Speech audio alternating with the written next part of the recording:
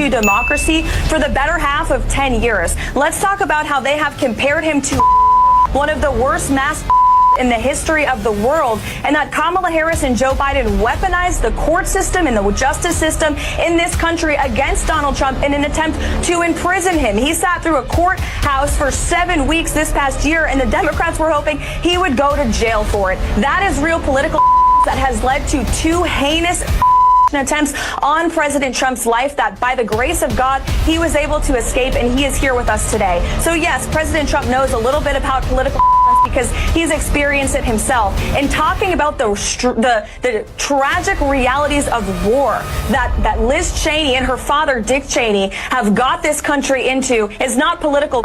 It's talking about the reality of the foreign conflicts that the Washington, D.C. establishment have sold out young Americans to for decades. Major controversy during a recent episode of The View, crossing a line that left many viewers outraged. Her comments about Carolyn Leavitt, the 27-year-old press secretary for Donald Trump, quickly drew accusations of sexism. Beher implied that Leavitt secured her role due to her looks, saying something to the effect that Trump likely chose her because he sees her as a 10. That remark didn't just provoke backlash from conservatives, it sparked criticism from across the political spectrum. People were especially shocked because Beher has long positioned herself as an advocate for women's empowerment. Yet, in a single sentence, she reduced a young political professional to her physical appearance, completely dismissing her qualifications and achievements. Many felt it was more than just an insult directed at Leavitt. It felt like a broader insult to any woman fighting for recognition based on merit. Critics were quick to point out the disconnect between Beher's professed values and her behavior. How can someone claim to support women while simultaneously tearing one down in such a shallow way? Online, the reaction was swift and overwhelmingly negative. One viewer summed up the sentiment well, noting the irony of someone on The View accusing a woman of being hired for her appearance, when the show itself often promotes feminism and equality.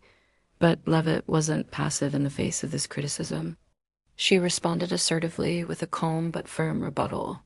Rather than lashing out or avoiding the controversy, she tackled it head-on with clarity and confidence, effectively dismantling the insinuation and pointing out the inconsistency in Beher's stance. Even within the studio, the mood reportedly shifted. Co-host Whoopi Goldberg, who tried to pivot the conversation, appeared surprised by Leavitt's composure and refusal to be derailed. Instead of being silenced, Leavitt stayed on point and pressed forward. Viewers quickly noticed her ability to maintain her poise and articulate her perspective clearly earned her praise, even from those who don't share her political views. Social media lit up with support, recognizing her as someone who stood her ground with both intelligence and grace. Leavitt also used the opportunity to expose what she called a recurring pattern on the show, a tendency to elevate women only when they fit a particular ideological mold.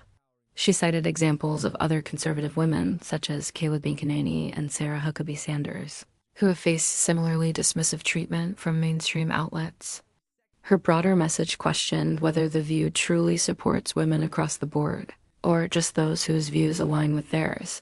The situation escalated when Goldberg launched into a passionate defense of wokeness, reacting to a prior statement from Leavitt where she said, "There will be no wokeness here."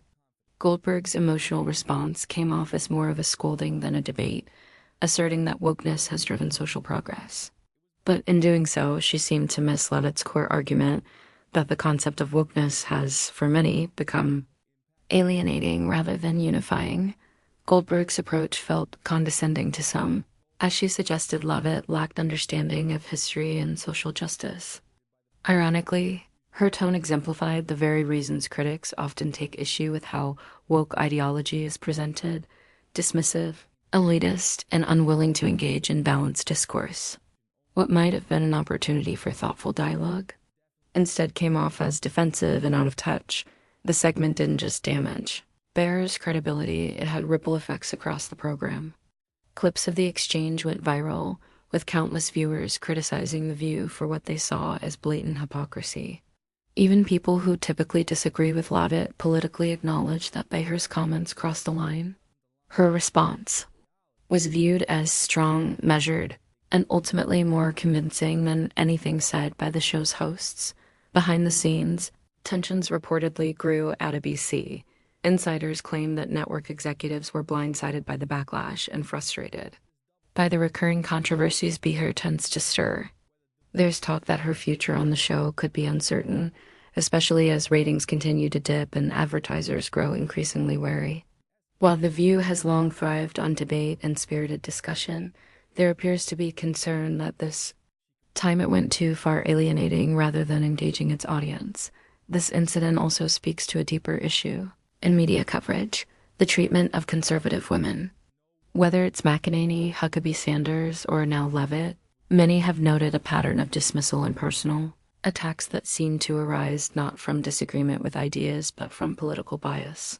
When women on the right speak up, too often the response isn't to counter their arguments, it's to question their legitimacy or reduce them to stereotypes. Many viewers are growing increasingly frustrated with this approach. The backlash against The View wasn't just about one guest being treated unfairly. It was a response to what's seen as a double standard. People are calling for more honest conversations and fewer cheap shots, especially on programs that claim to value empowerment and equality. In the end, Levitt didn't just stand up for herself, she exposed some uncomfortable truths about how mainstream media treats those it disagrees with. ABC may need to make some difficult decisions, and The View might be forced to rethink how it handles political diversity moving forward. Whether they take the lesson to heart remains to be seen, but one thing is clear: Carolyn Levitt emerged from the controversy with her credibility intact and her reputation bolstered.